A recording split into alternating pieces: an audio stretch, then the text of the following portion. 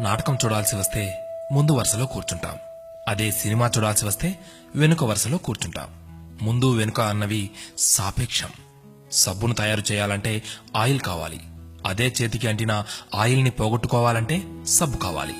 చిత్రంగా ఉంది కదూ, జీవితం కూడా ఇంతే.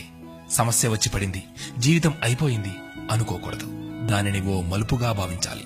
ఈ ప్రపంచంలో ఇద్దరు ఆనందిస్తారు. ఒకరు పిచ్చివాళ్లు, మరొకరు చిన్నపిల్లలు. గమ్యాన్ని చేరుకోవాలంటే పిచ్చితనం కావాలి. చేరుకున్న గమ్యాన్ని ఆనందించాలంటే చిన్నపిల్లలైపోవాలి. తాళంతో పాటే తాళం చెవి కూడా తయారు చేయబడుతుంది. ఒకటి లేకుంటే రెండోది తయారు కాబడదు.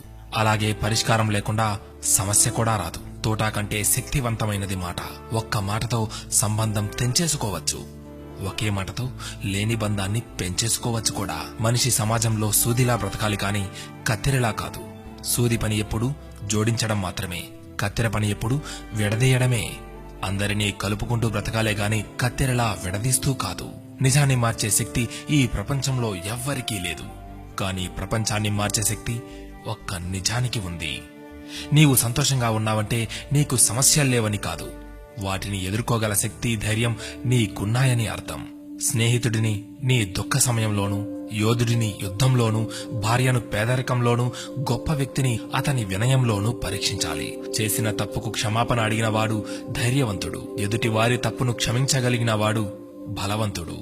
కష్టం అందరికీ శత్రువే, కానీ కష్టాన్ని కూడా చిరునవ్వుతో స్వీకరిస్తే అది సుఖమై నిన్ను ప్రేమిస్తుంది. ఓటమి లేని వాడికి అనుభవం రాదు, అనుభవం లేని వాడికి జ్ఞానం రాదు. గెలిచినప్పుడు గెలుపును స్వీకరించు, ఓడినప్పుడు పాఠాన్ని స్వీకరించు. ఓడిపోయి విశ్రాంతి తీసుకుంటున్నప్పుడు ఆ ఓటమి నేర్పిన పాఠాన్ని చదువుకో, నీవే గెలుస్తావు. ఎవరికైనా ఉండేది రోజుకు 24 గంటలు మాత్రమే. గెలిచేవాడు ఆ 24 గంటలు కష్టపడుతుంటాడు. ఓడేవాడు ఆ 24 గంటలు ఎలా కష్టపడాలా అని ఆలోచిస్తుంటాడు. అంతే తేడా. గెలవాలన్న తపన, గెలవగలను అన్న నమ్మకం, నిరంతర సాధన, ఈ మూడే నిన్ను గెలుపుకు దగ్గర చేసే సాధనాలు. నేను గెలవటంలో ఓడిపోవచ్చు, కానీ ప్రయత్నించడంలో గెలుస్తున్నాను. ప్రయత్నిస్తూ గెలుస్తాను, గెలిచి తీరుతాను. స్వయం కృషితో పైకొచ్చిన వారికి ఆత్మవిశ్వాసం ఉంటుంది గాని అహంకారం ఉండదు. ఏమంటారు?